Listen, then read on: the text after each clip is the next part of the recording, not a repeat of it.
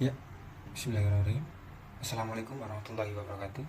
Izinkan saya memperkenalkan diri. Nama saya Raffi Prastiantara dari semester 6 kelas A2. Di sini saya dengan rekan-rekan akan sedikit menjelaskan tentang apa sih itu naturalisme, aliran hukum alam. Sebelum saya dan rekan-rekan menyampaikan tentang naturalisme, aliran hukum alam, alangkah baiknya dan izinkan saya untuk menjelaskan sedikit naturalisme. Apa kaitannya dengan aliran hukum alam? Naturalisme merupakan filsafat yang menerima alam sebagai keseluruhan realitas. Filsafat merupakan naturalisme yang begitu menjunjung tinggi alam sebagai sarana utama dalam kehidupan manusia. Begitupun juga pendidikan merupakan wadah yang memiliki peran sangat penting dalam pembentukan karakter seseorang, baik pendidikan dalam pendidikan lingkungan pendidikan formal ataupun masyarakat. Dan coba kita pertimbangkan pandangan naturalisme dan aliran hukum alam. Naturalisme di sini adalah sebuah pandangan filosofis yang sangat relevan dalam dunia ini, di mana manusia semakin mengandalkan teknologi dan ilmu pengetahuan untuk menyelesaikan masalah-masalah kompleks, dan bahwa segala sesuatu dapat dijelaskan oleh proses alamiah dan ilmiah. Namun di sisi lain yang nanti akan dijelaskan oleh rekan saya akan sedikit mengulik bahwasanya di sisi lain aliran hukum alam memiliki pandangan yang sedikit berbeda. Aliran hukum alam menganggap bahwa hukum alam yang berasal dari alam atau Tuhan dan dapat ditemukan melalui rasio manusia. Dalam pandangan aliran hukum alam, hukum tidak diciptakan oleh manusia, melainkan berasal dari sumber tertinggi dan universal. Mungkin itu sedikit pembukaan dari saya dan penjelasan sedikit apa sih itu naturalisme dan aliran hukum alam yang nanti akan dilanjutkan oleh teman saya, yaitu Adel. Sekian dan terima kasih. Pengertian dari naturalisme. Naturalisme berasal dari bahasa Inggris, yaitu natural yang berarti alam dan natur yang berarti alamiah. Naturalisme bisa menerima natur sebagai keseluruhan realitas. Istilah natur telah dipakai dalam filsafat dengan berbagai macam arti, mulai dari dunia fisik yang bisa dilihat oleh manusia hingga sistem total fenomena ruang dan waktu. Istilah naturalisme adalah kebalikan dari supernaturalisme yang memiliki pandangan dualistik terhadap alam dengan adanya kekuatan yang ada di luar alam. Dengan demikian, naturalisme merupakan teori yang menerima natur sebagai keseluruhan realitas dan merupakan unsur penting dalam proses perkembangan pemikiran. Assalamualaikum warahmatullahi wabarakatuh. Di sini saya akan menerangkan sejarah naturalisme. Naturalisme merupakan pengaruh dari perkembangan alam pikiran dan pengetahuan manusia yang terjadi kurang lebih pada masa Renaissance abad 15 sampai 16 Masehi, yang didorong oleh keinginan intelektual untuk menyelaraskan permasalahan agama dengan pengetahuan manusia yang sesuai dengan rasio atau akal. Naturalisme mulai banyak digunakan pada abad ke-17 dan mengalami perkembangan pada abad ke-18 Masehi. Aliran ini berkembang di bidang sains dengan cepat dan sebagai keseluruhan realitas pada kehidupan. Kelemahan dan kelebihan. Kelemahan utama aliran ini adalah bahwa anak yang lahir juga dipengaruhi oleh lingkungannya.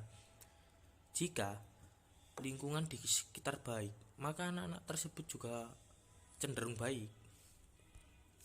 Sebaliknya, jika lingkungan itu tidak baik, maka anak-anak juga berkembang ke arah yang lebih buruk.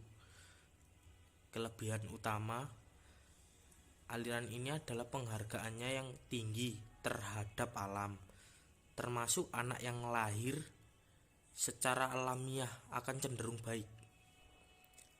Paham ini bisa melahirkan manusia-manusia demokratis sebab segala sesuatu dikembalikan pribadi masing-masing. Ya. Assalamualaikum warahmatullahi wabarakatuh. Assalamualaikum warahmatullahi wabarakatuh. Perkenalkan, nama saya Gali Aldiwiogo. Di sini saya akan menjelaskan kelebihan dan kelemahan naturalisme. Di sini saya akan membahas kelemahannya terlebih dahulu, ya. Kelemahan utama aliran tersebut adalah bahwa anak yang lahir juga dipengaruhi oleh lingkungannya. Jika lingkungan di sekitar baik, maka anak tersebut cenderung baik. Sebaliknya, jika kehidupan di sekitarnya buruk, maka anak tersebut cenderung melakukan hal keburukan. 2. Kelebihan. Kelebihan utama aliran tersebut adalah penghargaannya yang tinggi terhadap alam, termasuk anak yang lahir secara alamiah akan cenderung baik. Paham ini bisa melahirkan manusia-manusia demokratis sebab segala sesuatu dikembalikan kepada pribadi masing-masing. Jenis naturalisme ada dua, yaitu naturalisme materialistik dan naturalisme humanistik. Naturalisme materialistik dibagi lagi menjadi dua, yaitu ada materialistik mekanik dan materialistik dialektika. Materialistik mekanik yaitu bagi para pengikutnya, semua perubahan di dunia, baik perubahan yang menyangkut alam maupun manusia, semuanya semata-mata bersifat pasti.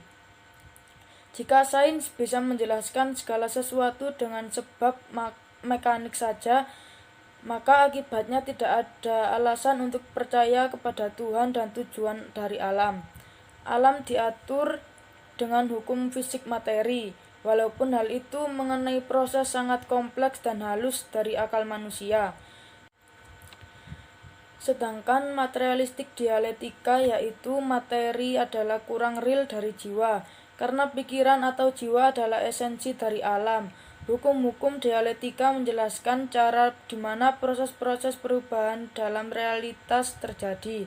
Dialektik merupakan suatu fakta yang empiris, bisa diketahui dari penyelidikan tentang alam, dikuatkan oleh pengetahuan lebih lanjut tentang hubungan sebab akibat yang dikemukakan oleh ahli sejarah dan sains. Dialektika menyatakan bahwa proses di alam semesta adalah setara dengan perlahan. Sedangkan naturalisme humanistik yaitu filsafat yang menekankan manusia, kepentingan manusia, dan urusan manusia. Naturalisme ini mengakui bahwa hukum-hukum alam itu adalah bentukan dari manusia.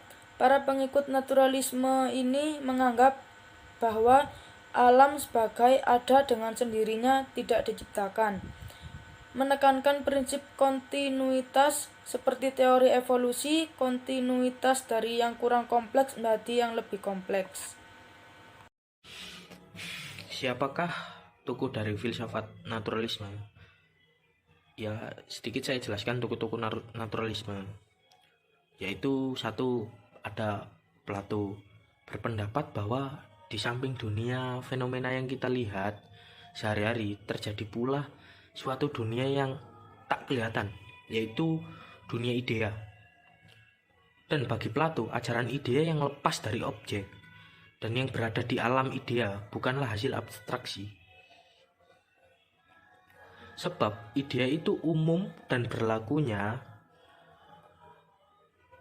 pada umum, atau yang dimaksud adalah idea tidak diciptakan oleh pemikiran manusia.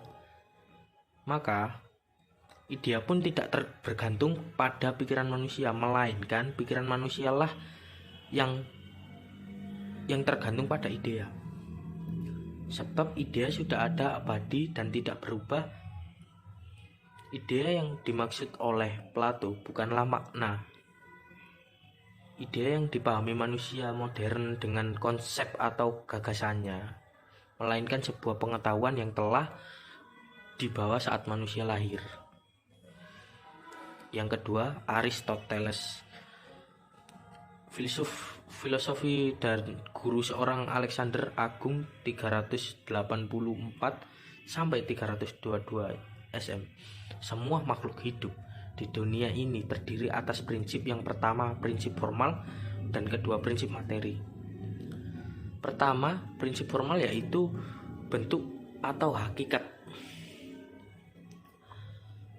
yang berbentuk jiwa atau rohani, sedangkan prinsip materi adalah prinsip yang berbentuk badan yang membungkus jiwa, di mana badan material makhluk hidup akan mati. Dan di sini saya akan menjelaskan lagi tentang apa itu naturalisme hukum alam. Naturalisme hukum alam adalah suatu teori tentang hukum yang menganggap bahwa hukum terkait dengan prinsip-prinsip alamiah dan kenyataan alam, bukan semata-mata produk budaya manusia. 2. Di sini saya akan menjelaskan mengapa naturalisme hukum alam dianggap penting. Naturalisme hukum alam dianggap penting karena memberikan landasan teoritis bagi hukum dan hak asasi manusia yang tidak tergantung pada kehendak manusia semata, tetapi juga berdasarkan pada prinsip-prinsip alam. Ketiga, di sini saya akan membahas dan menjelaskan di mana aliran naturalisme ditemukan. Aliran naturalisme pertama kali ditemukan di negara Prancis, ya rekan-rekan, dan menjadi salah satu reaksi kemapanan oleh para pengikut romantisme. Sekian dari saya. Bila ada salah kata mohon dimaafkan. Assalamualaikum. Saya di sini akan melanjutkan penjelasan yang sudah diterangkan oleh rekan-rekan saya. Kapan teori naturalisme hukum alam pertama kali muncul?